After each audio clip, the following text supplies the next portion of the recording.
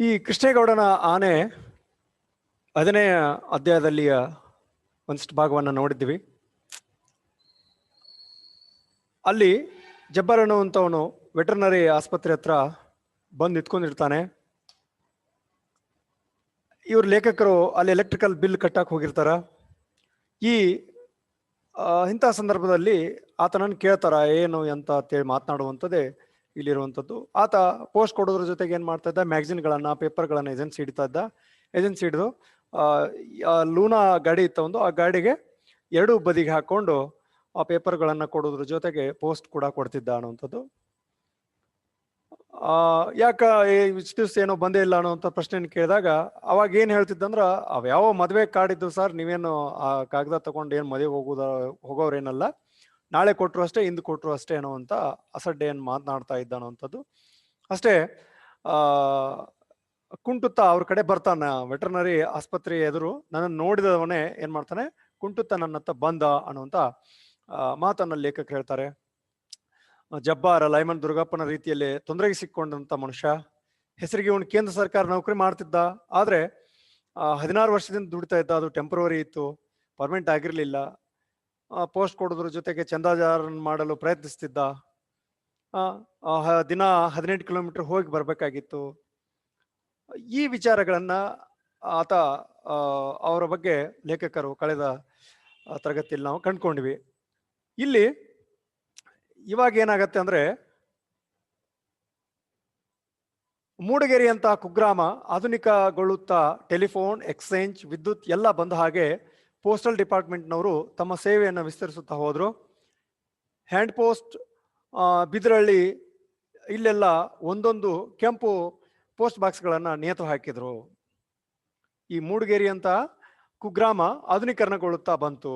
ಈ ಮೊದಲಿಗೆ ಹಳ್ಳಿಗಳಿಗೆ ಬಂತು ನೋಡು, ಮೊದಲಿಗೆ ಕರೆಂಟ್ ಬಂತು, ಆನಂತರ ಟೆಲಿಫೋನ್ ಬರಾಕತ್ತು, ಅಂತ ಒಂದೊಂದು ಎಕ್ಸ್ಚೇಂಜ್, ಟೆಲಿಫೋನ್ ಎಕ್ಸ್ಚೇಂಜ್ ಬರುವಂಥದ್ದು, ವಿದ್ಯುತ್ ಬರುವಂಥದ್ದು ಒಂದೊಂದೊಂದಾಗಿ ಬರ್ತಾ ಇದ್ವು. ಹಳ್ಳಿಯೊಳಗೆ ನೋಡಿರ್ಬೇಕಾದ್ರೆ ಇನ್ನೂ ಹಳ್ಳಿಯೊಳಗೆ ಇರ್ತಾವು ಈ ಟೆಲಿಫೋನ್ ಕಂಬಗಳನ್ನು ಸಹಿತ ಹಾಕಿದ್ರು.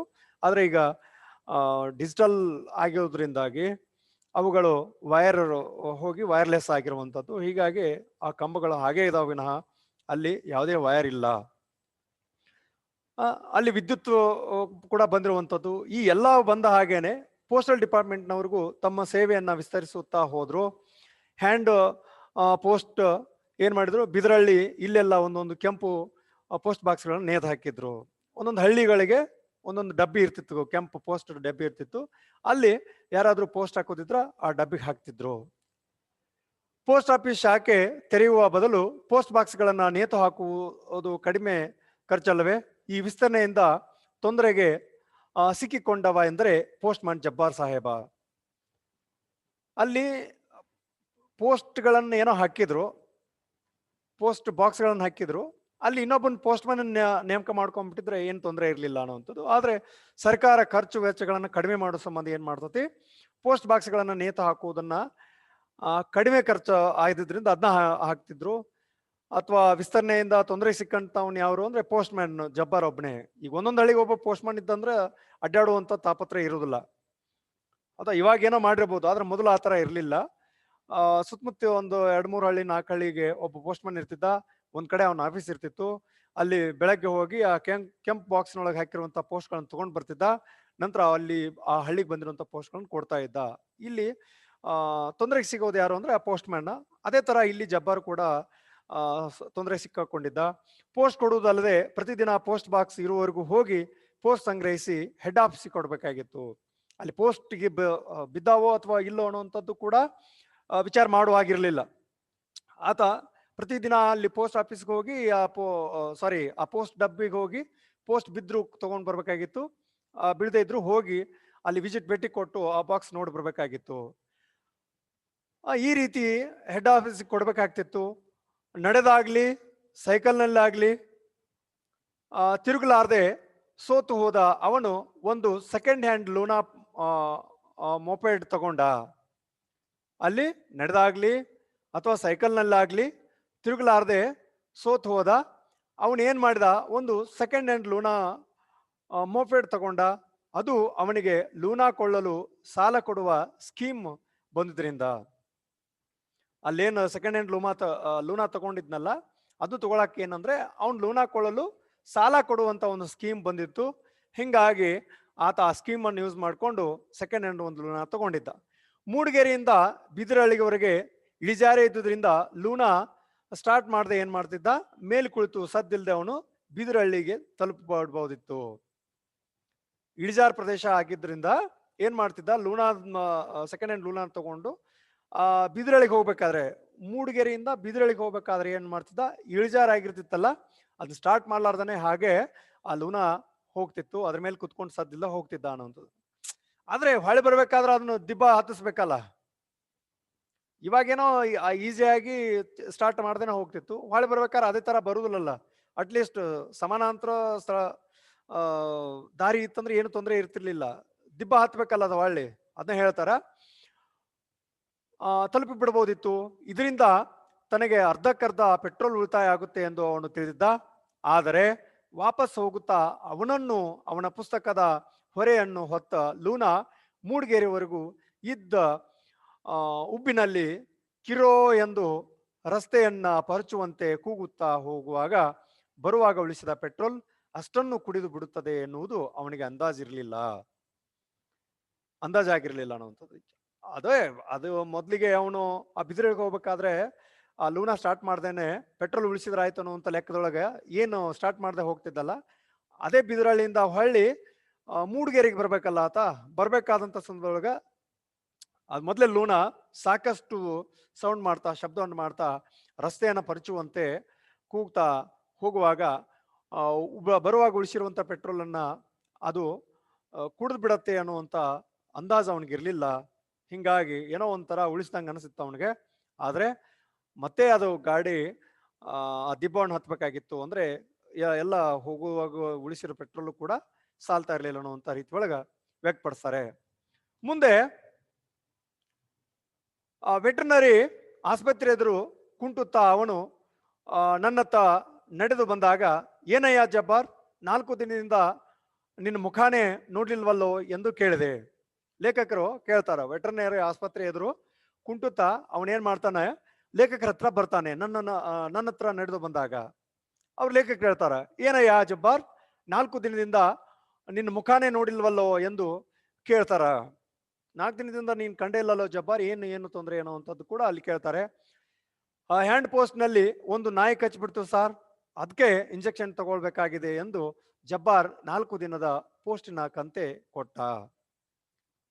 ಹ್ಯಾಂಡ್ ಪೋಸ್ಟ್ ನಲ್ಲಿ ಒಂದು ನಾಯಿ ಕಚ್ಚಿಬಿಡ್ತು. ಹ್ಯಾಂಡ್ ಪೋಸ್ಟ್ ಅಂದ್ರೆ ತಗೊಂಬರಕ್ ಹೋಗಿದ್ದಲ್ಲ ಅಥವಾ ಪೋಸ್ಟ್ ಕೊಡಾಕ್ ಹೋಗೋ ಸಂದರ್ಭದೊಳಗ ನಾಯಿ ಕಚ್ಚಿಬಿಡ್ತು, ಅದಕ್ಕೆ ಇಂಜೆಕ್ಷನ್ ತಗೋಬೇಕಾಗಿದೆ ಅಂತೇಳಿ ನಾನು ಇಲ್ಲಿ ಅದಕ್ಕೆ ವೆಟರ್ನರಿ ಆಸ್ಪತ್ರೆಗೆ ಬಂದ ಅನ್ನುವಂಥ ವಿಚಾರ ಆ ಜಬ್ಬಾರ್ 4 ದಿನದ ಪೋಸ್ಟಿನ ಕಂತಿಯನ್ನ ಲೇಖಕರಿಗೆ ಕೊಡ್ತಾನೆ. 4 ದಿನ ಏನ್ ಕೊಡ್ಬೇಕಾಗಿತ್ತಲ್ಲ ಆ ಬಂದಿರುವಂತ ಪೋಸ್ಟ್ ಅನ್ನ ಕೊಟ್ಟ. ಅಲ್ಲಯ್ಯ, ನಾಯಿ ಕಚ್ಚಿ ಇಂಜೆಕ್ಷನ್ ತಗೊಳ್ಬೇಕು, ನೀನು ಪೋಸ್ಟ್ ಡೆಲಿವರಿ ಕೊಡದೆ ಜೋಳಿಗೆ ಒಳಗೆ ಹಾಕೊಂಡು ತಿರುಗಾಡೋದಕ್ಕೂ ಏನಯ್ಯ ಸಂಬಂಧ ಎಂದು ಗದರುವ ಧ್ವನಿಯಲ್ಲಿ ಕೇಳ್ತಾರೆ. ಅಲ್ಲಯ್ಯ, ನಾಯಿ ಕಚ್ಚಿ ಇಂಜೆಕ್ಷನ್ ತಗೊಳ್ಳೋದಕ್ಕೂ ನೀನು ಪೋಸ್ಟ್ ಡೆಲಿವರಿ ಮಾಡೋದು ಕೊಡದೆ ಜೋಳಿಗೆ ಒಳಗೆ ಹಾಕೊಂಡು ತಿರುಗಾಡೋದಕ್ಕೂ ಏನಯ್ಯ ಸಂಬಂಧ ಅಂತೇಳಿ ಸಿಟ್ ಮಾಡ್ತಾರೆ. ನಾಯಿ ಕಡಿದ್ರೆ ನೀನ್ ಪೋಸ್ಟ್ ಕೊಡ್ಬೇಕಾಗಿತ್ತಲ್ಲ ಅಂತೇಳಿ. ಆದ್ರೆ ಅದ್ರ ಮುಂದೆ ಅದನ್ನ ಕತೆ ಹೇಳ್ತಾನ ಅವನ್ ಏನನ್ನುವಂಥದ್ದು. ಜಬ್ಬಾರನಿಗೆ ತಾನು ಕುಂಟಿದ್ದು ನನ್ನಲ್ಲಿ ಸಾಕಷ್ಟು ಮರುಕ ಹುಟ್ಟಿಸ್ಲಿಲ್ಲ ಎಂದೆನಿಸಿತು.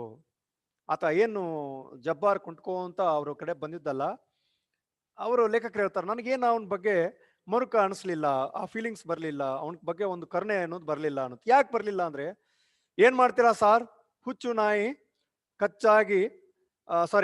ನಾಯಿ ಹೆಚ್ಚಾಗಿ ಇದ್ ಬರೋರ್ಗೆಲ್ಲ ಕಚ್ಬಿಟ್ಟಿದ್ದಾವೆ. ನಮ್ಮ ಆಸ್ಪತ್ರೆಯಲ್ಲಿ ಇಂಜೆಕ್ಷನ್ ಇಲ್ವಂತೆ, ಅದಕ್ಕೆ ಕೇಳ್ಕೊಂಡು ಚಿಕ್ಕಮಗಳೂರಿಗೆ ಹೋಗಿದ್ದೆ, ಅಲ್ಲೂ ಖರ್ಚಾಗಿ ಹೋಗಿದೆ ಅಂತೆ. ಯಾರೋ ವೆಟರ್ನರಿ ಆಸ್ಪತ್ರೆಯಲ್ಲಿ ಇರುತ್ತಂತೆ ಹೇಳಿದ್ರು. ಇಲ್ಲಿ ನೀವು ಗಮನಿಸಬೇಕು, ವೆಟರ್ನರಿ ಆಸ್ಪತ್ರೆಗೆ ಪ್ರಾಣಿಗಳು ಚಿಕಿತ್ಸೆಗೆ ಕರ್ಕೊಂಡು ಹೋಗುವಂಥದ್ದು. ಇಲ್ಲಿ ಜಬ್ಬಾರ್ ಇಲ್ಲಿ ಯಾಕೆ ಬಂದಾನ ಅಂತೇಳಿ ಅವ್ರು ಕೇಳ್ತಾರೆ, ಏನ್ ನಿನ್ ಕತೆ ಅಂತ ಕೇಳಿದಾಗ ಆತ ಕುಂಟ್ತಾ ಇರುವಂಥದ್ದು ಸುಮ್ಮನೆ ನೆಪದ ರೀತಿಯೊಳಗೆ ಕುಂಟ್ತಾ ಇರುವಂಥದ್ದು ಅನಿಸ್ತ ಅವ್ರಿಗೆ. ಹಿಂಗಾಗಿ ಅವ್ರ ಬಗ್ಗೆ ಮರುಕ ಹುಟ್ಲಿಲ್ಲ. ಅವನು ಹೇಳ್ತಾನೆ, ಏನ್ ಮಾಡ್ತೀರಾ ಸರ್, ಹುಚ್ಚು ನಾಯಿ ಹೆಚ್ಚಾಗಿ ಇದ್ ಬದ್ದವ್ರಿಗೆಲ್ಲ ಕಚ್ಬಿಟ್ಟಿದ್ದಾವೆ. ನಮ್ಮ ಆಸ್ಪತ್ರೆಯಲ್ಲಿ ಇಂಜೆಕ್ಷನ್ ಇಲ್ವಂತೆ. ಇರುವಂತ ಏನು ಹುಚ್ಚು ನಾಯಿಗಳೇನು ಹೆಚ್ಚಾಗಿ ಸಿಕ್ಕವರಿಗೆ ಕಚ್ತಾ ಇದ್ದಾವಂತೆ. ಅದಕ್ಕೆ ನಮ್ಮ ಆಸ್ಪತ್ರೆಯಲ್ಲಿ ಇಂಜೆಕ್ಷನ್ ಖಾಲಿ ಆಗ್ಬಿಟ್ಟಿದೆ. ಅದಕ್ಕೆ ಕೇಳ್ಕೊಂಡು ಚಿಕ್ಕಮಗಳೂರಿಗೆ ಹೋಗಿದ್ದೆ. ಅದಕ್ಕೆ ಅದನ್ನ ಕೇಳ್ಕೊಂಡು ಏನ್ ಮಾಡಿದೆ, ಚಿಕ್ಕಮಗಳೂರಿಗೆ ಹೋಗಿದ್ದೆ. ಅಲ್ಲೂ ಖರ್ಚಾಗಿ ಹೋಗಿದೆ ಅಂತೆ. ಚಿಕ್ಕಮಗಳೂರು ಒಳಗೂ ಇಲ್ಲಂತ, ಅಲ್ಲಿ ಖರ್ಚಾಗಿ ಹೋಗಿದೆ ಅಂತೆ. ಯಾರೋ ವೆಟರ್ನರಿ ಆಸ್ಪತ್ರೆ ಇರುತ್ತಂತೆ ಹೇಳಿದ್ರು. ಆ ವೆಟರ್ನರಿ ಆಸ್ಪತ್ರೆಯಲ್ಲಿ ಈ ಹುಚ್ಚು ನಾಯಿಗೆ ಆ ಲಸಿಕೆ ಸಿಗತ್ತೆ ಅಂತ ಹೇಳಿದ್ರು. ಅದಕ್ಕಾಗಿ ನಾನು ಈ ಕಡೆ ಬಂದೆ ಅನ್ನುವಂಥದ್ದನ್ನು ಹೇಳ್ತಾನ. ಅದಕ್ಕೆ ಈ ಕಡೆ ಬಂದೆ. ಪೋಸ್ಟ್ ಕೊಡೋಕೆ ಹೋದ್ರೆ ಎಲ್ಲರ ಮನೆ ಮುಂದೇನು ನಾಲ್ಕು ನಾಯಿ ಮಲಗಿರ್ತವೆ. ಈ ಬೀದಿ ನಾಯಿಗಳ ಮಲಗಿರುವಂಥದ್ದನ್ನು ಹೇಳ್ತಾರೆ. ಪೋಸ್ಟ್ ಕೊಡಕ್ ಹೋದ್ರೆ ಏನಾಗತ್ತೆ, ಎಲ್ಲರ ಮನೆ ಮುಂದೇನು ನಾಲ್ಕು ನಾಯಿಗಳು ಮಲಗಿರ್ತವೆ. ಅದ್ಯಾವ ಕಳ್ಳರನ್ನ ಕಾದ್ಕೊಂಡು ಮಲಗಿರ್ತಾವೋ ಏನೋ.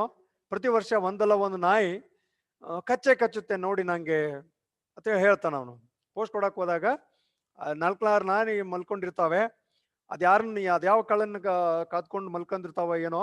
ಪ್ರತಿ ವರ್ಷ ಒಂದಿಲ್ಲ ಒಂದು ನಾಯಿ ಏನ್ ಮಾಡತ್ತೆ, ಕಚ್ ಬಿಡತ್ತೆ ನೋಡಿ ನನ್ಗೆ ಅನ್ನುವಂತ ಮಾತನ್ನ ಅಲ್ಲಿ ಆತ ಹೇಳ್ತಾನೆ. ಆ ಹುಚ್ಚು ಬಂದ್ಮೇಲೆ ಅದಕ್ಕೆ ಔಷಧಿನೇ ಇಲ್ವಂತೆ.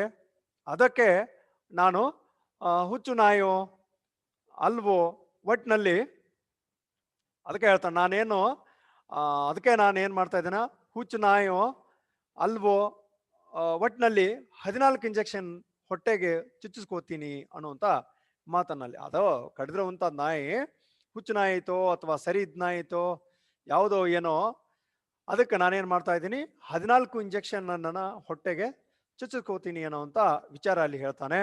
ವೆಟರ್ನರಿ ಸ್ಟಾಕ್ಮನ್ ಪುಟ್ಟಯ್ಯ ಅಲ್ಲೇ ಗೇಟಿಗೆ ವಾಲಿಕೊಂಡು ಹೋಗಿ ಬರುವವರತ್ತ ಹಲ್ಕಿರಿಯುತ್ತಾ ನಿಂತಿದ್ದ. ಜಬ್ಬಾರ್ ಇಂಜೆಕ್ಷನ್ ವಿಚಾರ ಎತ್ತಿದ್ದನ್ನ ಕೇಳಿ ನಮ್ಮೊಡನೆ ಮಾತಿಗೆ ಬಂದ.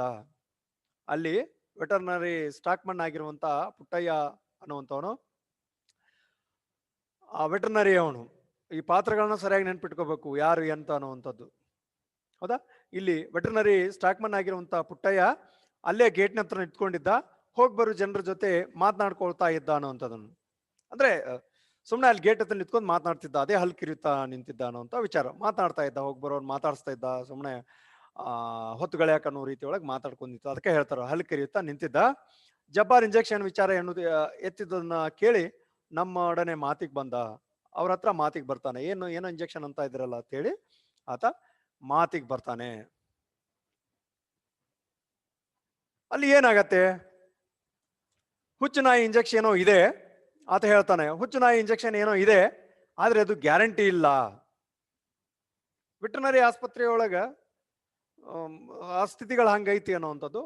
ಹುಚ್ಚು ನಾಯಿ ಇಂಜೆಕ್ಷನ್ ಏನೋ ಇದೆ, ಐತ್ ನಮ್ಮ ಹತ್ರ ಇಂಜೆಕ್ಷನ್ ಇದೆ, ಆದ್ರೆ ಅದು ಗ್ಯಾರಂಟಿ ಇಲ್ಲ ಅಂತ ಹೇಳ್ತಾನೆ. ಏನ್ ಗ್ಯಾರಂಟಿ ಇಲ್ಲ ಹಂಗಾದ್ರೆ? ದನ ಎಮ್ಮೆಗಾದ್ರೆ ಹೇಗೋ ರಿಸ್ಕ್ ತಗೊಂಡು ಅದನ್ನೇ ಚುಚ್ಚಬಹುದು. ಆದ್ರೆ ಮನುಷ್ಯರ ವಿಷಯಕ್ಕೆ ಸ್ವಲ್ಪ ಯೋಚನೆ ಮಾಡಬೇಕು. 1 ವಾರದಿಂದ ನಮಗೆ ಕರೆಂಟ್ ಇಲ್ಲ ನೋಡಿ, ರೆಫ್ರಿಜಿರೇಟರ್ ಒಳಗೆ ಸಾವಿರಾರು ರೂಪಾಯಿ ಔಷಧಿ ಇಟ್ಟಿರ್ತೀವಿ, ಕರೆಂಟ್ನವ್ರಿಗೆ ಏನ್ ಗೊತ್ತಾಗುತ್ತೆ ಹೇಳಿ ಅವೆಲ್ಲ ಅಂತೇಳಿ ಹೇಳ್ತಾನ. ಒಂದು ಹುಚ್ಚು ನಾಯಿಗೆ ಸಂಬಂಧಪಟ್ಟಂತ ಅಥವಾ ಹುಚ್ಚು ನಾಯಿ ಇಂಜೆಕ್ಷನ್ ಒಂದು ಐತಿ, ಅದು ಗ್ಯಾರಂಟಿ ಇಲ್ಲ. ನಾವು ದನಕ್ಕೋ ಎಮ್ಮೆಗೋ ಹೇಗೋ ರಿಸ್ಕ್ ತಗೊಂಡ ಅದನ್ನ ಚುಚ್ಚಬಹುದು. ಆದ್ರೆ ಮನುಷ್ಯರ ವಿಷಯಕ್ಕೆ ಸ್ವಲ್ಪ ಯೋಚನೆ ಮಾಡ್ಬೇಕಾಗತ್ತೆ. 1 ವಾರದಿಂದ ಏನಾಗೈತಿ, ನಮಗ್ ಕರೆಂಟ್ ಸಪ್ಲೈ ಇಲ್ಲ, ಕರೆಂಟ್ ಬಂದಿಲ್ಲ. ಕರೆಂಟ್ ಇಲ್ಲ ಯಾವುದೋ ವೆಟರ್ನರಿ ಆಸ್ಪತ್ರೆ ಒಳಗ. ರೆಫ್ರಿಜಿರೇಟರ್ ಒಳಗೆ ಇಟ್ಟಿರುವಂತ, ಫ್ರಿಜ್ನೊಳಗೆ ಇಟ್ಟಿರುವಂತ, ರೆಫ್ರಿಜಿರೇಟರ್ ಒಳಗೆ ಇಟ್ಟಿರುವಂತ ಸಾವಿರಾರು ರೂಪಾಯಿ ಔಷಧಿ ಏನ್ ಇಟ್ಟಿರ್ತೀವಿ, ಕರೆಂಟ್ ಅವ್ರಿಗೆ ಏನ್ ಗೊತ್ತಾಗತ್ತೆ ಹೇಳಿ ಅವೆಲ್ಲ ಅಂತ ಹೇಳ್ತಾನೆ. ಯಾಕಂದ್ರೆ ಒಂದಿಷ್ಟು ಔಷಧಿಗಳನ್ನ ಏನಾಗ್ಬೇಕಾಗ್ತತಿ, ಈ ರೆಫ್ರಿಜಿರೇಟರ್ ಒಳಗೆ ಇಡ್ಬೇಕಾಗ್ತತಿ. ಈಗ ಭಾರತಕ್ಕೂ ಕೂಡ ಒಂದು ಈ ಪ್ರಚಲಿತವಾಗಿ ಏನು ಲಸಿಕೆ ಬಂದಿದೆಯಲ್ಲ, ಆ ಲಸಿಕೆಯನ್ನ ಯಾವುದು ಈ ಕೊರೋನಾ ಲಸಿಕೆಯನ್ನ ಬರ್ತಾ ಇದೆ, ತಯಾರು ಮಾಡ್ಕೊಳ್ತಾ ಇದ್ದಾರೆ ಅನ್ನೋಂಥದ್ದು ಮಾರ್ಗಸೂಚಿಯನ್ನು ಬಿಟ್ಟಿದ್ದಾರೆ ನೋಡ್ರಿ, ನಿನ್ನೆ ಮೊನ್ನೆನ ಬಿಟ್ರು. ಅಲ್ಲಿ ಮೊದಲಿಗೆ ಏನ್ ಮಾಡ್ತಾ ಇದಾರೆ ಅಂದ್ರೆ, ಈ ಕೊರೋನಾ ವಾರಿಯರ್ಸ್ಗೆ ಆ ಔಷಧಿ ಲಸಿಕೆಯನ್ನ ಕೊಡುವಂಥದ್ದು. ಆ ನಂತರ ಗುಂಪಾಗಿ ಮಾಡಿ 50 ವರ್ಷ ಮೇಲ್ಪಟ್ಟವ್ರಿಗೆ ಮಾತ್ರ, 50 ವರ್ಷದ ಕೆಳಗಿನವ್ರಿಗೆ ಇಲ್ಲ ಅದು ಈಗ ಸದ್ಯಕ್ಕೆ. 50 ವರ್ಷ ಮೇಲ್ಪಟ್ಟವ್ರಿಗೆ ಏನ್ ಮಾಡ್ಬೇಕಾಗ್ತತಿ, ಆ ಲಸಿಕೆಯನ್ನ ಕೊಡ್ಬೇಕಾಗ್ತತಿ. ಅದು ಏನ್ ಬಂದವ್ರಿಗೆ ಕೊಡ್ಬೇಕು ಅಥವಾ ಬಂದು ಹೋದಂಥವ್ರಿಗೋ ಅಥವಾ ಬರದೇ ಇರುವ ಹಾಗೆ ಮುನ್ನೆಚ್ಚರಿಕೆ ಕ್ರಮ ಅನ್ನುವಂಥದ್ದು ವಿಚಾರ ನಡೆದಿದೆ, ಅದು ಬೇರೆ. ಆ ರೀತಿ ಮತ್ತೀಗ ಸಿರಪ್ಗಳಿರ್ತಾವೆ, ಅವುಗಳು ಈ ರೆಫ್ರಿಜರೇಟರ್ ಒಳಗೆ ಇಡ್ಲಿಕ್ಕೆ ಅಂದ್ರೆ ಅವು ಹಾಳಾಗುವಂಥದ್ದು ಇರ್ತತಿ. ಇಲ್ಲಿ ಕೂಡ ಆ ಸಂದರ್ಭ ಹಾಗೆ. ಹುಚ್ಚುನಾಯಿ ಕಡಿತಕ್ಕ ಇಂಜೆಕ್ಷನ್ ಇದೆ, ಆದ್ರೆ ಕರೆಂಟ್ ಇಲ್ಲ 1 ವಾರದಿಂದ. ದನಗಳಾದ್ರೆ ಹೆಂಗೋ ಮಾಡ್ಬೋದಾಗಿತ್ತು, ರಿಸ್ಕ್ ತಗೊಂಡು ಮಾಡ್ತೀವಿ, ಆದ್ರೆ ಮನುಷ್ಯರ ವಿಷಯ ಹಂಗೆಲ್ಲ ಮಾಡೋಕ್ಕಾಗುತ್ತಾ ನೀವೇ ಹೇಳ್ರಿ ಅಂತೇಳಿ ಹೇಳ್ತಾನೆ. ಒಟ್ಟಿನಲ್ಲಿ ಲೈನು ಟ್ರಬಲ್ ಇದೆ ಅಂತ ಕರೆಂಟ್ ತೆಗೆದು ಹಾಕಿಬಿಡ್ತಾರೆ. ಯಾರ್ಯಾರಿಗೆ ಎಷ್ಟೆಷ್ಟು ನಷ್ಟ ಆಗುತ್ತೆ ಅಂತ ಏನಾದರೂ ಯೋಚನೆ ಮಾಡ್ತಾರಾ ಸರ್? ನಿಮ್ಮಂಥವ್ರು ಚೆನ್ನಾಗಿ ಉಗಿಬೇಕು ಸಾರ್ ಅಂತ ಹೇಳಿ ಆತ ಲೇಖಕರಿಗೆ ವೆಟರ್ನರಿ ಸ್ಟಾಕ್ಮನ್ ಆಗಿರುವಂತ ಪುಟ್ಟಯ್ಯ ಹೇಳ್ತಾ ಇದ್ದಾನೆ. ಏನ್ ಹೇಳ್ತಾನ? ಒಟ್ನಲ್ಲಿ ಲೈನ್ ಟ್ರಬಲ್ ಐತತ್ ಹೇಳಿ ಏನ್ ಮಾಡ್ತಾರೆ, ಕರೆಂಟ್ ತೆಗೆದು ಬಿಡ್ತಾರೆ. ಯಾರ್ಯಾರಿಗೆ ಎಷ್ಟೆಷ್ಟು ನಷ್ಟ ಆಗುತ್ತೆ ಅಂತ ಏನನ್ನಾದ್ರೂ ಯಾಚನೆ ಮಾಡ್ತಾರ ಸರ್? ನಿಮ್ಮಂಥವ್ರು ಅವ್ರಿಗೆ ಚೆನ್ನಾಗಿ ಉಗಿಬೇಕು ಸರ್ ಅಂತೇಳಿ ಅಲ್ಲಿ ಹೇಳಿದ. ಇದು ಮತ್ತೆ ಕಥೆಯಲ್ಲಿ ಹೇಗೆ ಬಂತು ಅಂದ್ರೆ ಕರೆಂಟ್ನವ್ರಿಗೆ, ಹೌದಾ, ಈ ಏನು ಎಲೆಕ್ಟ್ರಿಕಲ್ ಡಿಪಾರ್ಟ್ಮೆಂಟ್ ಇದೆಯಲ್ಲ ಅವ್ರಿಗೆ ಬಂತು. ಅವ್ರು ಸರಿಯಾಗಿ ಕರೆಂಟ್ ಕೊಟ್ಟಿದ್ರಂದ್ರೆ ಎಲ್ಲವೂ ಆಸ್ಪತ್ರೆಯಲ್ಲಿರುವಂಥ ಸ್ಟಾಕ್ ಮಾಲು ಕೂಡ ಸರಿಯಾಗಿರುತ್ತೆ ಅನ್ನೋಂಥ ವಿಚಾರ ಅಲ್ಲಿ ಹೇಳ್ತಾನ. ನಿಮ್ಮಂಥವ್ರು ಚೆನ್ನಾಗಿ ಉಗಿಬೇಕು ಸರ್ ಅಂತ ಹೇಳಿ ಆತ ಹೇಳಿದ. ಇಲ್ದಿದ್ರೆ ಸರಿ ಹೋಗಲ್ಲ. ನಮ್ಮಂಥವ್ರ ಮಾತಿಗೆ ಅವರು ಬಿಲ್ಕುಲ್ ಬಗ್ಗೋದಿಲ್ಲ. ನಮ್ಮಂಥವ್ರ ಮಾತಿಗೆ ಅವ್ರು ಬಿಲ್ಕುಲ್ ಬಗ್ಗೋದೇ ಇಲ್ಲ. ನಿಮ್ಮಂಥವ್ರು ಏನೋ ಹೇಳಿದ್ರೆ ಮಾತ್ರ ಅವ್ರು ಕೇಳಕ್ ಸಾಧ್ಯ ಐತಿ ಅನ್ನೋಂಥ ಮಾತಲ್ಲಿ ಹೇಳ್ತಾನೆ. ಇವತ್ತು ಹುಚ್ಚು ನಾಯಿ ಕಚ್ಚಿದೆ ಅಂತ ಸುಮಾರು ದನಗಳು ಬಂದಿದ್ವು. ರೆಫ್ರಿಜರೇಟರ್ ಕೆಲಸ ಮಾಡುತ್ತಿಲ್ಲ, ಸಿರಮ್ ಕೆಟ್ಟೋಗಿದೆ ಅಂತ ಹೇಳಿ ಅವ್ರನ್ನೆಲ್ಲ ಹಿಂದಕ್ಕೆ ಕಳಿಸಿದ್ದೀನಿ. ಹೊಸ ಸಿರಮ್ ಕಳಿಸೋದಕ್ಕೆ ಕೂನೂರಿಗೆ ಇಂಡೆಂಟ್ ಹಾಕಿದ್ದೇನೆ. ಯಾವಾಗ ಕನ್ಸೈನ್ಮೆಂಟ್ ಕಳಿಸ್ತಾರೋ ನೋಡ್ಬೇಕು ಎಂದು ಪುಟ್ಟಯ್ಯ ಪ್ಲೇಟು ಹಾಕಿದ. ಆತ ಹೇಳ್ತಾನೆ, ಏನಾಗೈತಿ ಇವತ್ತು ನೋಡಿ, ಎಷ್ಟೋ ದನಗಳು ಬಂದಿದ್ದು, ಹುಚ್ಚು ನಾಯಿ ಕಡಿದಾವ ಅಂತೇಳಿ ಸುಮಾರು ದನಗಳು ಬಂದಿದ್ವು. ರೆಫ್ರಿಜರೇಟರ್ ಕೆಲಸ ಮಾಡ್ತಾ ಇಲ್ಲ ಅಂತೇಳಿ ಸಿರಮ್ ಕೆಟ್ಟೋಗಿದೆ ಅಂತ ಹೇಳಿ ಅವ್ರನ್ನೆಲ್ಲ ಹಿಂದಕ್ಕೆ ಕಳಿಸಿದ್ದೀನಿ. ಹೊಸ ಸಿರಮ್ಗೆ, ಅದೇ ಆ ಹುಚ್ಚು ನಾಯಿ ಇಂಜೆಕ್ಷನ್ ಏನಿರ್ತದಲ್ಲ ಅದು, ಆ ಸಿರಮ್ಗೆ ಕಳಿಸೋಕೆ ಕೂನೂರು ಅನ್ನುವಂಥ ಒಂದು ಹಳ್ಳಿಗೆ ಅಥವಾ ಅಲ್ಲಿ ಇರುವಂಥ ಆಸ್ಪತ್ರೆಗೆ ಏನು ಮಾಡಿದ್ದೀನಿ, ಇಂಡೆಂಟ್ ಹಾಕಿದ್ದೇನೆ. ಇಂಡೆಂಟ್ ಹಾಕೋದಂದ್ರೆ ಇಷ್ಟು ಬೇಕು ಅಂತೇಳಿ ಪೂರ್ವಪರವಾದಂಥ ಒಂದು ಲೆಟರ್ ಕೊಡುವಂಥದ್ದು, ಇಂಡೆಂಟ್ ಹಾಕುವಂಥದ್ದು. ಯಾವಾಗ ಕನ್ಸೈನ್ಮೆಂಟ್ ಮಾಡ್ತಾರೋ ಮಾಡಿ ಅದನ್ನು ಕಳಿಸ್ತಾರೋ ನೋಡಬೇಕು ಅಂತೇಳಿ ಪುಟ್ಟಯ್ಯ ಈ ವಿಚಾರವನ್ನ ಅಲ್ಲಿ ಲೇಖಕರ ಮುಂದೆ ಮತ್ತು ಜಬ್ಬಾರನ ಮುಂದೆ ಹೇಳ್ತಾರೆ. ಇವರೆಲ್ಲರ ಮಾತುಕತೆಯಿಂದ ನನಗೆ ನಮ್ಮೂರಿನ ಕಂತ್ರಿ ನಾಯಿಗಳ ಸಮೂಹವೆಲ್ಲ ಕಣ್ಣೆದುರು ಮೂಡಿತು. ಲೇಖಕರೇ ಅನ್ಸುತ್ತ, ಹೌದಲ್ಲ, ಇಷ್ಟೆಲ್ಲ ನಾಯಿ ಕಡಿತಾ ಇದಾವ ಅಂದ್ರೆ ಊರೊಳಗೆ ಎಷ್ಟೆಲ್ಲ ಕಂತ್ರಿ ನಾಯಿಗಳು. ಕಂತ್ರಿ ನಾಯಿ ಅಂದ್ರ ಬೀದಿ ಬೀದಿ ತಿರುಗ್ತಾ ಇರ್ತಾವ ನೋಡಿ, ಯಾರು ವಾರಸ್ದಾರ ಇಲ್ಲದೆ ಇರುವಂತ ನಾಯಿಗಳು, ಅವು ಕಂತ್ರಿ ನಾಯಿಗಳು. ಅವು ಸಮೂಹವೆಲ್ಲ ಕಣ್ಣೆದುರಿಗೆ ಮೂಡ್ತು ಅನ್ನೋಂಥ ವಿಚಾರ ಹೇಳ್ತಾರ. ಇಲ್ಲಿ ದಾರಿಯಲ್ಲಿ ನಡೆದು ಹೋದ್ರೆ ಅಕ್ಷರಶಃ ಮಾರಿಗೊಂದರಂತೆ ಕಂತ್ರಿ ನಾಯಿಗಳು ಮಲಗಿ ಗೊರಕೆ ಹೊಡೆತಿರುವುದನ್ನು ನೋಡಬಹುದು. ಒಂದೊಂದು ಹೆಣ್ಣು ನಾಯಿಯ ಹಿಂದೆ 10-15 ನಾಯಿಗಳು ಪರಸ್ಪರ ಕಚ್ಚಾಡುತ್ತಾ ಎಷ್ಟೋ ಸಾರಿ ಲಾರಿ ಬಸ್ಸುಗಳೆಲ್ಲ ನಿಂತು ವಾಹನ ಸಂಚಾರಕ್ಕೆ ಸಹ ತೊಂದರೆ ಮಾಡ್ತಾವ ಅನ್ನುವಂಥ ವಿಚಾರ ಇಲ್ಲಿ ಹೇಳ್ತಾರೆ ಲೇಖಕರು. ಈ ಕಂತ್ರಿ ನಾಯಿಗಳು ಹೆಚ್ಚಾಗಕ್ಕೆ ಒಂದು ಕಾರಣ ಇದೆ ಅನ್ನುವಂಥದ್ದನ್ನು ಹೇಳ್ತಾರೆ. ಹಾಗೆ ಬೀದಿಗೆ ಒಂದು ಸಿಗ್ತಾವು, ಒಂದು ಮಾರಿಗೊಂದೊಂದು ಬೀದಿ ನಾಯಿಗಳು ಸಿಗ್ತಾವು. ಅವು ಮಲ್ಕೊಂಡು ಗೊರಕೆ ಹೊಡಿತಾರೆ ಅಂತದನ್ನು ನೋಡ್ಬೋದು ಅಂತ ಹೇಳ್ತಾರೆ. ಅಷ್ಟೇ ಅಲ್ಲದೆ ಒಂದೊಂದು ಹೆಣ್ಣು ನಾಯಿಯ ಹಿಂದೆ 10-15 ನಾಯಿಗಳು ಪರಸ್ಪರ ಕಚ್ಚಾಡುತ್ತಾ ಎಷ್ಟೋ ಸಾರಿ ಲಾರಿ ಬಸ್ಗಳಿಗೆಲ್ಲ ನಿಂತು ವಾಹನ ಸಂಚಾರಕ್ಕೆ ಸಹ ಅವು ತೊಂದರೆ ಮಾಡ್ತಾ ಇರುವಂಥದ್ದನ್ನ ಇಲ್ಲಿ ಹೇಳ್ತಾರೆ. ತೊಂದರೆ ಮಾಡ್ತಾ ಇರ್ತವೆ, ಅಷ್ಟೇ ಅಡಿ ಆಗ್ತಾ ಇರ್ತವೆ. ರಾತ್ರಿ ಕಾಡಿನ ನರಿಗಳಿಗಿಂತ ಭಯಂಕರವಾಗಿ ಊಳಿಡುತ್ತಾ ಊರಿಗೆ ಸ್ಮಶಾನದ ಕಳೆ ತರುತ್ತವೆ. ಊಳಿಡೋದು ಅಂತ ಹೇಳ್ತಾ ಇರ್ತಾರೆ. ಊಳಿಡೋದು, ಗೀಳಿಡೋದು, ಗರ್ಜಿಸೋದು, ಇವು ಈ ನಾಯಿಗಳು ಏನ್ ಮಾಡ್ತಾವ, ಊಳಿಡುವಂಥದ್ದು. ಮುಖ ಮ್ಯಾಕ್ ಮಾಡಿ ಒಂದು ರೀತಿ ಸೌಂಡ್ ಮಾಡಿ ಚೀರ್ತಾ ಇರ್ತಾವ. ಅದು ಸ್ಮಶಾನದ ಕಳೆ ತರುವಂಥದ್ದು. ಸ್ಮಶಾನದೊಳಗೆ ಆ ಥರ ಮಾಡ್ತಾ ಇರ್ತಾವ, ಹಂಗ ಚೀರ್ತಾ ಇರ್ತಾವಲ್ಲ. ಇಲ್ಲಿ ನಾಯಿಗಳು ಹೆಚ್ಚಾಗಿ ಅವಕ್ಕೇನು ಯಾವ್ದು ಏನಾಗಬೇಕು ಹೋಗುತ್ತೆ, ರಾತ್ರಿ ನರಿಗಳಿಗಿಂತ ಭಯಂಕರವಾಗಿ ನರಿಗಳು ಚೀರಾಡ್ತಕ್ಕಿಂತಲೂ ಇವು ಹೆಚ್ಚು ಊಳಿಡುತ್ತಾ ಊರಿಗೆ ಏನ್ ಮಾಡ್ತಾ ಇದ್ದಾವೆ, ಸ್ಮಶಾನದ ಕಳೆ ತರ್ತಾ ಇದ್ದಾವೆ. ಮಳೆಗಾಲದಂತೂ ಹಣ್ಣಾಗಿ ಕೆಳಗೆ ಬೀಳುವ ಹಲಸಿನ ಹಣ್ಣು ತಿಂದು ಮುಸುಡಿ ಎಲ್ಲ ಮೇನ ಅಂಟಿಸ್ಕೊಂಡು ವಿಕಾರವಾಗಿ ಎಲ್ಲ ಹುಚ್ಚು ನಾಯಿಗಳ ತರಹ ಕಾಣ್ತವೆ. ಮಳೆಗಾಲದಾಗಂತೂ ಈ ನಾಯಿಗಳನ್ನ ನೋಡುವಂತಿಲ್ಲ. ಹೆಂಗಾಗ್ಬಿಟ್ಟಿರ್ತಾವ ಅಂದ್ರೆ ಹಣ್ಣಾಗಿ ಕೆಳಗೆ ಬೀಳ್ತಾವಲ್ಲ ಹಲಸಿನ ಹಣ್ಣು, ಆ ಹಲಸಿನ ಹಣ್ಣನ್ನು ತಿಂದು ಇಡೀ ಮುಸುಡಿ ಎಲ್ಲ ಏನಾಗ್ಬಿಟ್ಟಿರ್ತತಿ, ಆ ನಾಯಿಗಳ ಮುಖ ಎಲ್ಲ ಏನಾಗಿರ್ತತಿ, ಮೇನ ಅಂಟ್ಕೊಂಡು ವಿಕಾರವಾಗಿರ್ತವೆ. ಅದು ಜಿಗಿ ಅಂಟ್ಕೊಂಡ್ ಬಿಟ್ಟಿರ್ತತಿ ಆ ಹಣ್ಣಿಂದು, ಆ ಮೇನ ಅಂಟ್ಕೊಂಡು ಏನಾಗಿರ್ತತಿ ವಿಕಾರವಾಗಿ ಕಾಣ್ತವೆ. ಎಲ್ಲ ಹುಚ್ಚು ನಾಯಿಗಳ ತರವೇ ಕಾಣ್ತವೆ. ಹುಚ್ಚಿಡ್ಲಾರ್ದಂತ ನಾಯಿಗಳು ಸಹಿತ ಹೆಂಗ್ ಕಾಣ್ತಾವಂದ್ರೆ ಹುಚ್ಚು ನಾಯಿ ಕಂಡ ಹಾಗೆ ಕಾಣ್ತಾ ಇರ್ತಾವೆ. ಹಲಸಿನ ಸಿಪ್ಪೆ ತಿನ್ನ ಬರುವ ದನಗಳಿಗೆಲ್ಲ ಕಚ್ಚಿ ಎಷ್ಟೋ ದನಗಳು ರೆಬಿಸ್ ರೋಗದಿಂದ ಸಾಯ್ತಾ ಇರ್ತವೆ. ಎಷ್ಟೋ ದನಗಳು ಏನಾಗ್ತವೆ, ಈ ರೆಬಿಸ್ ರೋಗದಿಂದ ಸಾಯ್ತಾ ಇರ್ತವೆ. ಎಷ್ಟೋ ದನಗಳು ಈ ರೆಬಿಸ್ ರೋಗದಲ್ಲಿ ಸಾಯ್ತವೆ. ಈ ಎಲ್ಲ ನೆನಪುಗಳಿಂದ ಮತ್ತು ಸ್ಟಾಕ್ಮನ್ ಪುಟ್ಟಯ್ಯನ ಚಿತಾವಣೆಯಿಂದ ನನಗೆ ಎಲ್ಲರ ಮೇಲೆ ಕೋಪ ಏರುತ್ತಾ ಹೋಯಿತು. ಆ ನಾಯಿಗಳು ಒಂದು ರೀತಿ ಮಾಡಿರುವಂಥದ್ದು, ಬೀದಿ ನಾಯಿಗಳು, ಈ ಕಂತ್ರಿ ನಾಯಿಗಳು ತಿರುಗ್ತಾ ಇರುವಂಥದ್ದು, ಆ ನಾಯಿ ಜೊತೆನೆ ಇವನೊಂದು ರೀತಿ ಹೇಳ್ತಾ ಇರುವಂಥದ್ದು. ಯಾರೋ ಸ್ಟಾಕ್ಮನ್ ಪುಟ್ಟಯ್ಯ ಒಂದು ರೀತಿ ಹೇಳ್ತಾ ಇರುವಂಥದ್ದು. ನಿಮ್ಮಂಥವ್ರು ಕೇಳ್ಬೇಕು ಸರ್, ನಮ್ಮಂಥವ್ರಿಗೆ ಅಂದ್ರ ಈ ತರ ಮಾಡ್ತಾರಂತ ಹೇಳಿ ಈ ಎಲ್ಲ ಹೇಳೋದ್ರಿಂದ ಏನಾಗ್ಬಿಡ್ತು, ಒಂದು ರೀತಿ ಲೇಖಕರಲ್ಲಿ ಕೋಪ ಬಂತು. ಕೋಪ ಬಂದು ಲೇಖಕರು ಏನ್ ಮಾಡ್ತಾರೆ, ಏನು ವಿಚಾರ ಅನ್ನುವಂಥದ್ದು. ನೋಡಿ ಸರ್, ಈ ಊರಿನ ಮುನ್ಸಿಪಾಲ್ಟಿಯವರು ಸ್ವಲ್ಪವೂ ಜವಾಬ್ದಾರಿ ಇಲ್ಲದ ಜನ. ಇವರಿಂದ ಮತ್ತೇನು ಆಗದಿದ್ರು ಪರವಾಗಿಲ್ಲ. ಈ ಊರಿನ ಕಂತ್ರಿ ನಾಯಿಗಳನ್ನ ಕಡಿಮೆ ಮಾಡೋದಕ್ಕಾಗಲ್ವೇ? ನಾವು ಹುಚ್ಚು ನಾಯಿ ಶಿರಮ್ಗೆ ಖರ್ಚು ಮಾಡೋ ಹಣದ 100ರಲ್ಲಿ 1 ಭಾಗ ಖರ್ಚು ಮಾಡಿದ್ರು ಸಾಕಲ್ಲ ಸರ್, ಎಷ್ಟೊಂದು ಜೀವ ಉಳಿಸಬಹುದು. ಅಲ್ಲಿ ಮಾತನಾಡುವಂತ ಮಾತುಗಳಿಗೂ ಲೇಖಕರಿಗೆ ಹೇಳ್ತಾರೆ, ನೋಡಿ ಸರ್, ಈ ಊರಿನ ಮುನ್ಸಿಪಾಲಿಟಿ ಅವರು ಇದಾರಲ್ಲ, ಸ್ವಲ್ಪವೂ ಜವಾಬ್ದಾರಿ ಇಲ್ಲದ ಜನ. ಇವರಿಂದ ಮತ್ತೇನೋ ಆಗದಿದ್ರು ಪರವಾಗಿಲ್ಲ, ಈ ಊರಿನ ಕಂತ್ರಿ ನಾಯಿಗಳನ್ನ ಏನ್ ಮಾಡ್ಬೇಕಾಗೈತಿ, ಕಡಿಮೆ ಮಾಡೋದಕ್ಕೆ ಆಗಲ್ವೇ? ನಾವು ಹುಚ್ಚು ನಾಯಿ ಸಿರಮ್ಗೆ ಅದು ಜಾಸ್ತಿ ಖರ್ಚಾಗುವಂಥದ್ದು. ಹುಚ್ಚು ನಾಯಿಗೆ ಈಗ ಹಳ್ಳಿಯೊಳಗೂ ಕೂಡ ಈ ಸರ್ಕಾರಿ ಆಸ್ಪತ್ರೆ ಒಳಗೆ ಜಾಸ್ತಿ ಸಿಗುವಂಥದ್ದು. ಅದು ಅಲ್ಲಿ ಪ್ರಾಥಮಿಕ ಆಸ್ಪತ್ರೆ ಏನು ಪ್ರಾಥಮಿಕ ಆರೋಗ್ಯ ಕೇಂದ್ರಗಳಿರ್ತಾವಲ್ಲ ಅಲ್ಲಿ ಇರ್ತಾವ. ಅಲ್ಲಿ ಇಂಜೆಕ್ಷನ್ ಕೂಡ ಸಿಗ್ತಿರ್ತಾವ ಅನ್ನುವಂಥದ್ದು. ಅಲ್ಲಿ ಹೇಳ್ತಾರ ಅವ್ರು, ಹುಚ್ಚು ನಾಯಿ ಸಿರಮ್ಗೆ ಖರ್ಚು ಮಾಡೋ ಹಣದಲ್ಲಿ ಆ 100ರಲ್ಲಿ 1 ಭಾಗ ಖರ್ಚು ಮಾಡಿದ್ರೆ ಸಾಕಲ್ಲ ಸರ್, ಎಷ್ಟೋ ಜೀವ ಉಳಿಸಬಹುದು. ನಾವಾದ್ರೂ ಎಷ್ಟು ಅಂತ ದನಗಳಿಗೆ ಚಿಕಿತ್ಸೆ ಮಾಡಬಹುದು ಹೇಳಿ ಎಂದು ಪುಟ್ಟಯ್ಯ ತನ್ನ ಪುಕಾರಗಳನ್ನ ಮುಂದುವರಿಸಿದ.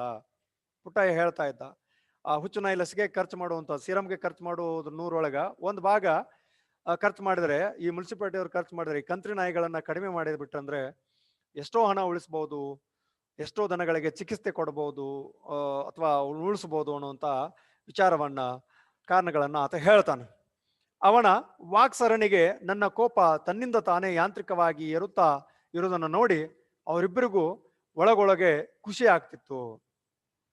ಅವನ್ ವಾಕಂದ್ರ ಮಾತನಾಡುವಂತ ಅವನು ಒಂದೊಂದೊಂದು ಮಾತು ಹೇಳ್ತಾ ಇದ್ದ. ನಿಮ್ಮಂತವ್ರು ಕೇಳ್ಬೇಕು, ನಂತರ ನಾವು ಏನು ಉಳ್ಸಕ್ ಸಾಧ್ಯತೆ ಹೇಳ್ರಿ, ಕರೆಂಟ್ 6 ಗಂಟೆ ತೆಗೆದು ಬಿಡ್ತಾರ, ಸಿರಮ್ ಎಲ್ಲ ಹಾಳಾಗಿ ಹೋಗ್ತಾವೆ. ಜೊತೆಗೆ ಈ ನಮ್ಮೂರ್ ಮುನ್ಸಿಪಾಲಿಟಿ ಅವರು ಜವಾಬ್ದಾರಿ ಇಲ್ಲದ ಜನ ಸರ್, ಸ್ವಲ್ಪ ಆದ್ರೂ ಜವಾಬ್ದಾರಿ ತಗೊಂಡು ಈ ತರ ಕಂತ್ರಿ ನಾಯಿಗಳನ್ನ ಕಡಿಮೆ ಮಾಡಿದ್ರಂದ್ರ ಅದು ಹುಚ್ಚು ನಾಯಿ ಕೊಡುವಂತ ಸಿರಮ್ ಖರ್ಚು ಮಾಡೋದ್ರಲ್ಲಿ 100 ಭಾಗದೊಳಗೆ 1 ಭಾಗ ಖರ್ಚು ಮಾಡಿದ್ರೆ ಸಾಕು, ಎಷ್ಟೋ ದನಗಳು ಜೀವ ಉಳಿತಾವೆ ಅನ್ನುವಂತ ಈ ವಿಚಾರವನ್ನ ಹೇಳಿ ಅವ್ ಮೇಲಿನ ಮೇಲೆ ಹೇಳೋದ್ರಿಂದ ಏನಾಯ್ತು, ಅವರ ಲೇಖಕರ ಕೋಪ ಯಾಂತ್ರಿಕವಾಗಿ ಏರ್ತಾ ಇರೋದನ್ನು ನೋಡಿ ಅವರಿಬ್ರು ಒಳೊಳಗೆ ಖುಷಿ ಪಡ್ತಾ ಇದ್ರು. ಕೇಳಿರೋ ಅವ್ರನ್ನ ಗೊತ್ತಾಗ್ತತಿ ಅವ್ರ ಬಗ್ಗೆ ಮಾತಾಡ್ಲಿ. ಯಾಕಂದ್ರೆ ಒಂದ್ ಡಿಪಾರ್ಟ್ಮೆಂಟ್ ಕಂಡ್ರೆ ಇನ್ನೊಂದು ಡಿಪಾರ್ಟ್ಮೆಂಟ್ ಆಗ್ತಾ ಇಲ್ಲ. ಅವ್ರ ಮೇಲೆ ಅವ್ರ ಗೂಬೆ ಕೂರಿಸೋದು, ಅವ್ರ ಮೇಲೆ ಅವ್ರ ಗೂಬೆ ಕೂರಿಸೋದು.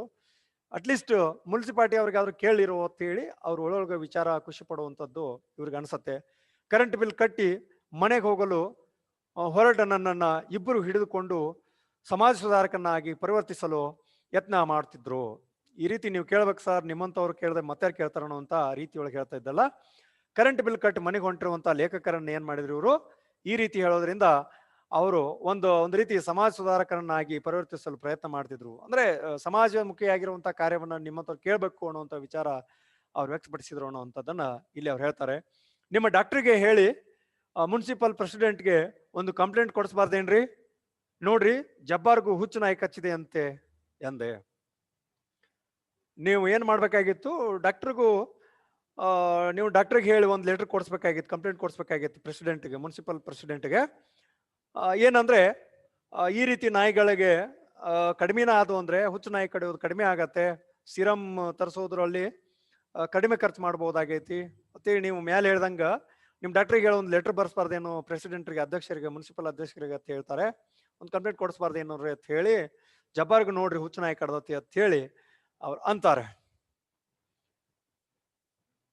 ಅಲ್ಲಿ ಆತ ಕೇಳ್ತಾನ, ಹೌದಾ ಎಲ್ಲಿ ಕಚ್ಚಿತೋ ಜಬ್ಬಾರ್ ಎಂದ. ಹೌದಾ ಎಲ್ಲಿ ಕಚ್ಚಿತೋ ಜಬ್ಬಾರ್ ಅಂತೇಳಿ ಕೇಳಿದ. ಜಬ್ಬಾರನ ಮುಖ ಕೊಂಚ ಇರುಸು ಮುರುಸಿಗೆ ಸಿಕ್ಕಂತೆ ಕಂಡಿತು. ಜಬ್ಬಾರ್ಗೆ ಒಂಥರ ಇರುಸು ಮುರುಸು ಅನ್ಸುತ್ತೆ. ಯಾಕನ್ನುವಂಥದ್ದು ಹೇಳ್ತಾರೆ, ನಾಯಿ ಕಚ್ಚಿದ್ದೆ ಸುಳ್ಳಿರಬಹುದು ಎಂದು ನನಗೆ ಅನುಮಾನ ಆಯಿತು. ಹೌದಾ ಎಲ್ಲಿ ಕಚ್ಚಿತೋ ಜಬ್ಬಾರ್ ಅಂತೇಳಿ ಆ ವೆಟರ್ನರಿ ಪುಟ್ಟಯ್ಯ ಕೇಳಿದಾಗೆ ಜಬ್ಬಾರ್ನ ಮುಖ ಕೊಂಚ ಇರುಸು ಮುರುಸಿಗೂ ಆಯ್ತು. ಯಾಕೆ ಇರುಸು ಮುರುಸು ಆಯ್ತು ಅಂದ್ರೆ ಬಹುಶಃ ನಾಯಿ ಕಚ್ಚಲಾರ್ದನ್ನ ಸುಳ್ಳ ನಾಯಿ ಕಚ್ಚತ್ ಹೇಳ್ತಾ ಇದ್ದಾನೇನೋ ಅಂತ ಹೇಳಿ ಇವ್ರಿಗೆ ಅನುಮಾನ ಬರಕ್ ಶುರು ಆಯ್ತು. ಹೋಗ್ಲಿ ಬಿಡಿ ಸರ್, ಅದು ಬೀದಿಲಿ ತೋರಿಸೋ ಹಂಗಲ್ಲ. ಸಾರಿ, ಹೋಗ್ಲಿ ಬಿಡಿ ಸರ್, ಅದು ಬೀದಿಲಿ ತೋರಿಸೋ ಹಂಗಿಲ್ಲ. ನನ್ಮಗಂತೂ ನನ್ಮಗಂತೂ ಅಂತ ಜಾಗದಲ್ಲಿ ಕಚ್ಚಿದೆ, ಪ್ಯಾಂಟ್ ಬಿಚ್ಚಬೇಕಾಗುತ್ತೆ ಎಂದು ದನಿ ತಗ್ಗಿಸಿ ಜಬ್ಬಾರ್ ಹೇಳಿದ. ಅದೇ ಹೇಳ್ತಾನ ಅವನು, ಬೈತಾನ ಅವನು. ಹೋಗ್ಲಿ ಬಿಡಿ ಸರ್, ಅದು ಬೀದಿಯಲ್ಲಿ ತೋರಿಸೋ ಹಂಗಿಲ್ಲ, ನನ್ನ ಮಗಂದು ಅಂತ ಜಾಗದಲ್ಲಿ ಕಚ್ಚಿದೆ, ಪ್ಯಾಂಟ್ ಬಿಚ್ಚಬೇಕಾಗುತ್ತೆ ಅಂತ ಹೇಳಿ ಆತ ದನಿ ತಗ್ಗಿಸಿ ಜಬ್ಬಾರನಿಗೆ ಹೇಳಿದ. ನಾವು ಈ ಏನದು ಈ ದೀರ್ಘಗದ್ಯದಲ್ಲಿ, ಕೃಷ್ಣಗೌಡನ ಆನೆ ದೀರ್ಘಗದ್ಯದಲ್ಲಿ ಹಲವಾರು ಘಟನೆಗಳಿಗೆ ಮೂಲ ಸ್ಪಷ್ಟವಾದಂತ ವಿಚಾರನೇ ಇರೋದಿಲ್ಲ. ಹೌದಾ, ಸ್ಪಷ್ಟವಾದಂತ ವಿಚಾರನೇ ಇಲ್ಲ. ಇಲ್ಲಿ ಕೂಡ ಹಾಗೆ ಆಯ್ತು ನೋಡು. ಆ ಜಬ್ಬಾರ್ ತೋರ್ಸಕ್ ತಯಾರಿಲ್ಲ ಅವನು, ಯಾಕಂದ್ರೆ ಪ್ಯಾಂಟ್ ಬಿಚ್ಚಬೇಕಾಗ್ತದೆ ಅಂತ ಹೇಳ್ತಾ ಇದ್ದಾನ ಅನ್ನುವಂಥದ್ದು. ಹೋಗ್ಲಿ, ಕಾಲ್ಗಿಲ್ಗೇನೋ ಕಚ್ಚಿದೆ ತೋರಿಸ್ಬೋದಾಗಿತ್ತು, ಅಥವಾ ಆ ನಾಯಿ ಕಚ್ಚಿದ್ರ ಅದೇನು ತೋರಿಸ್ಲಾರ್ದಂತ ಜಾಗಕ್ಕೆ ಕಚ್ಚೋದು ಅನ್ನುವಂಥದ್ದು ಏನು ಅಲ್ಲ ಈ ಲೇಖಕರ ವಿಚಾರ ನಾನು ಹೇಳ್ತಾ ಇರುವಂಥದ್ದು. ಅವನು ಸುಮ್ಮನೆ ಕಚ್ಚಿದೆ ಅಂತೇಳಿ ಆರೋಪ ಮಾಡ್ತಿದ್ದಾನೇನೋ ಅನ್ನುವಂಥ ರೀತಿ ಒಳಗ ಅವ್ರಿಗೆ ಅನುಮಾನ ಬರತ್ತೆ. ಅದನ್ನ ತೋರ್ಸಕ್ಕಾಗೋದಿಲ್ಲ ಬಿಡಿ ಸರ್, ಇಲ್ಲಿ ದಾರಿಯಲ್ಲಿ ತೋರಿಸುವಂಥದ್ದು, ಬೀದಿಯಲ್ಲಿ ತೋರಿಸುವಂಥದ್ದಲ್ಲ, ನನ್ನ ಮಗನ ಅಂತ ಜಾಗದಲ್ಲಿ ಕಚ್ಚಿದೆ ಅಂತೇಳಿ ಪ್ಯಾಂಟ್ ಬಿಚ್ಚಬೇಕಾಗತ್ತೆ ಅಂತೇಳಿ ಆತ ದನಿ ತಗ್ಗಿಸಿ ಹೇಳಿದ. ಚೇಚೆ, ನಾನು ಕೇಳಿದ್ದು ಎಲ್ಲಿ, ಯಾವ ಬೀದಿಯಲ್ಲಿ ಅಂತ ಕನ್ನಯ್ಯ. ವೆಟರ್ನರಿ ಪುಟ್ಟನ ಹೇಳ್ತಾನ, ಚೇಚೆ ನಾ ಕೇಳಿದ್ದು ಎಲ್ಲಿ, ಯಾವ ಬೀದಿಯಲ್ಲಿ ಅಂತ ಕನ್ನಯ್ಯ, ನಿನಗೆ ಎಲ್ಲಿ ಕಡಿತು ನಾನು ಕೇಳಲಿಲ್ಲ ಅನ್ನುವಂತ ವಿಚಾರವನ್ನ ಸ್ಪಷ್ಟವಾಗಿ ಅಲ್ಲಿ ವ್ಯಕ್ತಪಡಿಸ್ತಾನೆ. ನಿನಗೆಲ್ಲಿ ಕಡಿತು ಏನು ತೋರ್ಸತ್ ನಾನು ಹೇಳ್ತಾ ಇಲ್ಲ, ಯಾವ ಬೀದಿಯಲ್ಲಿ ಕಡಿತು, ಎಲ್ಲಿ ಅದು ಅಂತೇಳಿ ನಾನು ಕೇಳಿದೆ ಕಣಯ್ಯ ಅಂತ ಹೇಳಿ ಜಬ್ಬಾರ್ ಹೇಳ್ತಾನ. ಅದ್ಯಾಕೆ ನೀನು ಪ್ಯಾಂಟ್ ಬಿಸ್ತೀಯಾ ಎಂದು ಪುಟ್ಟಯ್ಯ ಬೇಗ ತನ್ನ ಪ್ರಶ್ನೆಯನ್ನ ವಿವರಿಸಿ ಜಬ್ಬಾರ್ನ ಪ್ಯಾಂಟ್ ಬಿಚ್ಚುವ ಪ್ರೋಗ್ರಾಮಿಗೆ ತಡೆ ಹಾಕಿದ. ಅವನೇಲಿ ಬಹುಶಃ ಪ್ಯಾಂಟ್ ಬಿಚ್ಚ ತೋರ್ಸಕ್ಕ ಅಣಿ ಆಗೋ ರೀತಿ ಒಳಗ ನನ್ನ ಮಗಂದ ಅಂತ ಜಾಗದಲ್ಲಿ ಕಚ್ಚಿದೆ ಅಂತ ಹೇಳಿ ಆತ ಪ್ಯಾಂಟ್ ಬಿಚ್ಚಕ್ಕ ಅಣಿ ಆಗ್ತಾನನ್ನುವ ರೀತಿ ಒಳಗ ಪುಟ್ಟಯ್ಯ ಏನ್ ಮಾಡ್ತಾನೆ, ಬೇಗ ತನ್ನ ಪ್ರಶ್ನೆಯನ್ನ ವಿವರಿಸಿ ಜಬ್ಬಾರ್ ಪ್ಯಾಂಟ್ ಬಿಚ್ಚಾಕ್ ಹೋಗ್ದಂಗ ತಡೆ ಹೊಡ್ತಾನೆ ಅನ್ನುವಂಥದ್ದು. ನನ್ನ ಕಡೆ ತಿರುಗಿ, ಆ ಲೇಖಕರ ಕಡೆ ತಿರುಗಿ ಹೇಳ್ತಾರೆ, ಇನ್ಮೇಲೆ ಮುನ್ಸಿಪಾಲ್ಟಿಯವರೇ ಹುಚ್ಚಿನ ಇಂಜೆಕ್ಷನ್ ತರಿಸಿ ಕಚ್ಚಿಸ್ಕೊಂಡವ್ರಿಗೆಲ್ಲ ಬಿಟ್ಟಿ ಚುಚ್ಚಿಸ್ತಾರಂತೆ, ಹೇಗಿದೆ ನೋಡಿ ಇವರದು ಕರಾಮತ್ತು ಎಂದ. ಆತನ ಕಡೆ ನೋಡಿ, ಲೇಖಕರ ಕಡೆ ನೋಡಿ ಹೇಳ್ತಾನೆ, ಇನ್ನು ಮುಂದೆ ಮುನ್ಸಿಪಾಲ್ಟಿಯವರೇ ಹುಚ್ಚುನಾಯಿ ಇಂಜೆಕ್ಷನ್ ತರಿಸಿ ಕಚ್ಚಿಸ್ಕೊಂಡವ್ರಿಗೆಲ್ಲ ಬಿಟ್ಟಿ ಚುಚ್ಚಿಸ್ತಾರಂತೆ, ಹೇಗಿದೆ ನೋಡಿ ಇವರದು ಕರಾಮತ್ತು ಎಂದ. ಈ ಎಲ್ಲಾ ವಿಚಾರಗಳನ್ನು ಹೇಳಿದ್ರಿಂದ ಮತ್ತ ಇನ್ನ ಲೇಖಕರ ಒಂದು ಮನಸ್ಥಿತಿಯವರು ಅವ್ರು ಏನ್ ಮಾಡ್ತಾರೆ, ಸರಿ ಹಂಗಾದ್ರೆ ನೋಡ್ಕೊಂಡು ಅವ್ರು ವಿಚಾರ ಮಾಡೋನ್ ಬಿಡು ಅನ್ನುವಂತ ರೀತಿ ಒಳಗ ಮುಂದೆ ಅವ್ರು ಹೇಳ್ತಾರೆ, ನನಗೆ ಇನ್ನಷ್ಟು ಕೋಪ ಬಂತು. ಹುಚ್ಚು ನಾಯಿ ಹೆಚ್ಚಾಗ್ಯಾವು, ನಾಯಿ ಕೊಲ್ಬೇಕನ್ನುವಂಥದ್ದು ಒಂದು ಹೇಳಿದ್ರು, ಕರೆಂಟ್ ಬರ್ತಾ ಇಲ್ಲ ಅನ್ನುವಂಥದ್ದು ಒಂದು ಹೇಳಿದ್ರು. ಜೊತೆಗೆ ಈಗ ಹೊಸದು ಏನ್ ಹೇಳ್ತಾ ಇದ್ದಾನ, ಮುಂದೆ ಹುಚ್ಚು ನಾಯಿ ಕಡ್ದಂತವಕ್ಕ ಮುನ್ಸಿಪಾಲ್ಟಿ ಅವ್ರು ಏನ್ ಮಾಡ್ತಾರಂತ ಇಂಜೆಕ್ಷನ್ ತರಿಸಿ ಕಚ್ಚಿಸ್ಕೊಂಡವ್ರಿಗೆಲ್ಲ ಬಿಟ್ಟಿ ಇಂಜೆಕ್ಷನ್ ಕೊಡ್ತಾರಂತೆ, ಬಿಟ್ಟಿ ಚುಚ್ಚಿಸ್ತಾರಂತೆ, ಹೇಗಿದೆ ನೋಡು ಅವ್ರ ಕರಾಮತ್ ಅಂದಾಗ ಮತ್ತು ಅನಿವಾರ್ಯವಾಗಿ ಲೇಖಕರಿಗೆ ತುಂಬಾ ಸಿಟ್ಟು ಬರುತ್ತೆ. ಇವರಿಬ್ರು ಕೊಂಚವು ಜವಾಬ್ದಾರಿ ಇಲ್ಲದ ಅವಿವೇಕಗಳೆಂದು ನನ್ನ ಬುದ್ಧಿಗೆ ತಿಳಿದು ಇವರ ಮಾತಿಗೆ ನನ್ನ ಭಾವನೆಗಳು ಯಾಂತ್ರಿಕವಾಗಿ ಪ್ರತಿಕ್ರಿಯಿಸುತ್ತಲೇ ಹೋದುದನ್ನ ನೋಡಿದ್ರೆ ಹೊಗಳಿಕೆ, ತೆಗಳಿಕೆ, ಚಾಡಿ ಇವುಗಳಿಗೆಲ್ಲ ನಮ್ಮ ಮನಸ್ಸಿನ ಮೇಲೆ ಎಂತ ಹಿಡಿತಾ ಇದೆ ಎಂದು ಆಶ್ಚರ್ಯ ಆಗುತ್ತದೆ. ಹೊಗಳಿಕೆ, ತೆಗಳಿಕೆ, ಈ ಚಾಡಿ ಮಾತುಗಳಿಗೆ ನಮ್ಮ ಮನಸ್ಸು ಎಷ್ಟು ಪರಿಣಾಮ ಬೀರುತ್ತೆ ಅಥವಾ ಎಂಥ ಹಿಡಿತವನ್ನ ಇವರು ಹೊಂತಾ ಇದಾರೆ ಅನ್ನೋವಂಥದ್ದು ಆಶ್ಚರ್ಯ ಆಗ್ತತಿ. ಅದು ಸುಳ್ಳು ಅಥವಾ ಸರಿನೋ ತಪ್ಪೋ ಯಾರಿಗ್ ಗೊತ್ತು. ಆದ್ರೂ ಯಾಂತ್ರಿಕವಾಗಿ ಅವ್ರ ಮಾತಿಗೆ ಅವ್ರ ಭಾವನೆಗಳು ಏನಾಗ್ತಾ ಇದ್ದಾವೆ, ಪ್ರತಿಕ್ರಿಯಿಸ್ತಾ ಇದ್ದಾವೆ.